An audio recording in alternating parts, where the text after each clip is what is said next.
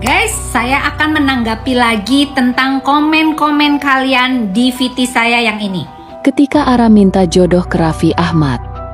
Om punya anak cowok. Dan celotehannya itu seperti anak dewasa yang di-create atau barangkali tanpa diberitahu oleh orang tua pun dia sudah melakukan sebuah kata-kata yang mengkritik orang gitu. Nah, kebetulan VT saya itu viral. Kita membahas tentang Ara ya, Ara yang cantik, pinter, yang talkative banget ya dan sebagainya. Oke, jadi gini, banyak sekali pertanyaan-pertanyaan yang mendukung saya bahwa anak tersebut memang harus diajari tentang adab dan etika sejak kecil. Mereka fix dan setuju dengan saya. Benar, saya tidak menyalahkan kedua orang tuanya, karena orang tuanya juga saya yakin dia mengajarkan tentang etika tersebut ya. Pertama, kelekatan antara ibu dan anak, orang tua, dan ada satu kontinya, tantenya, itu mereka sangat dekat.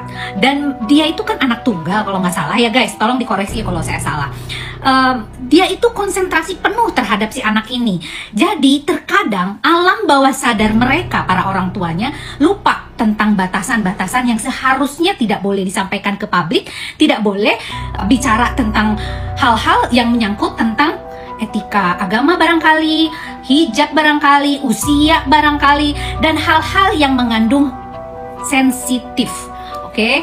Nah, jadi pertanyaan saya, mohon orang tuanya lebih selektif dan lebih menegaskan bahwa ranah apa yang tidak boleh disampaikan ke publik, ranah mana yang boleh disampaikan ke publik. Ini agar melatih anak tersebut untuk bisa merekam, karena anak ini cerdas. Kalau saya lihat nih, anak ini cerdas banget gitu. Dan saya lihat kemarin dari VT-VT-nya direndengkan dengan orang-orang yang satu usia dengan dia menonjol sekali dan sangat-sangat dominan. Artinya apa? Segala sesuatu difasilitasi oleh orang tuanya. Nah, ini ya yang kadang tidak terpikirkan oleh orang tua, dan secara alam bawah sadar orang tua lupa dan tidak mengingatkan dan menekankan akan hal tersebut. Kedua, jangan sampai ada orang berpikiran bahwa ini adalah eksploitasi anak. Karena apa? Dengan seringnya Anda bersafari podcast, mendapatkan cuan, oke? Mendapatkan uang dari undangan-undangan TV, podcast, dan lain-lain. Uang itu bisa berdalih bahwa ini untuk tabungannya Ara. Tapi secara tidak langsung Anda membuka peluang pekerjaan dan pendapatan melalui Ara. Nah, ini yang tidak boleh. Ini yang tidak boleh. Karena dalam sebuah eksploitasi anak, tolong dicamkan dan tolong diperhatikan ini, pada saat orang tua membolehkan anak bekerja, ini sama artinya kerja loh, gitu, karena menghasilkan uang. Kalau tidak kerja itu tidak menghasilkan uang. Oke? Ini barometernya itu pendapatan, penghasilan. Oke? Karena pada saat diundang, belum tentu mood anak ini baik, sedang baik-baik saja, atau sedang enak, atau sedang mau dia melakukan podcast itu atau undangan tersebut. Jadi tidak ada yang bisa memprediksi mood anak pada saat anak itu sedang diinterview.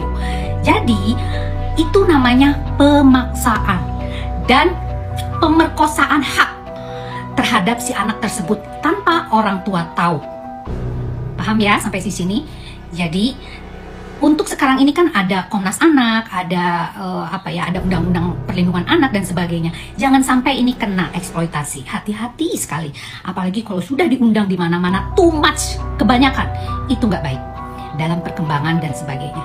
Tolong dijaga dan disikapi dengan bijaksana, karena hal ini untuk kebaikan Ara sendiri. Ara sedang bagus-bagusnya, tapi jejak digital tidak bisa dihapus. Hujatan-hujatan dan ketidaksimpatikan netizen terhadap Ara itu cukup besar. Jadi hati-hati, ini akan berdampak buruk terhadap perkembangannya.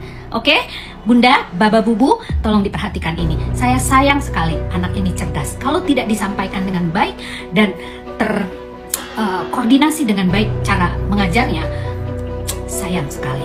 Dan ini adalah aset untuk hidup Anda. Dan satu lagi, apabila dia berbicara di publik, tolong ada internal coach.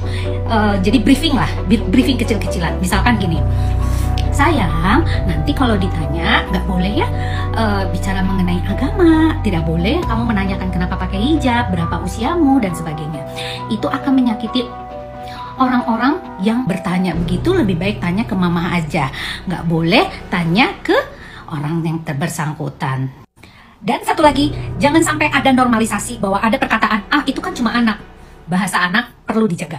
Bahasa dan perilaku anak perlu ada pembelajaran sejak dini dan harus intensif. Seperti itu ya Ibu, itu tips kecil aja sih dari saya. Pastilah Anda lebih pinter dari saya bagaimana cara menghadapi anak yang cerdas itu. Salam Lita Gading.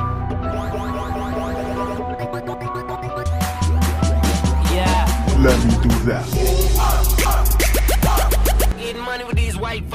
Halo sahabat setia Aisyah Channel.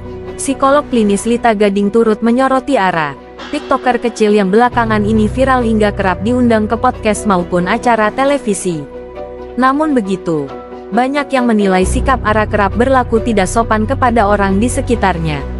Dalam postingannya di Instagram pada Sabtu tanggal 8 Maret tahun 2025, Lita Gading menyisipkan dua video.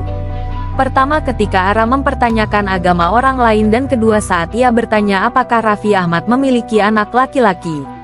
Namun, menurut Lita Gading, sikap Ara dianggap tidak sesuai usianya yang masih 5 tahun. Pasalnya, anak kecil asal Bandung itu sering mengkritik orang lain.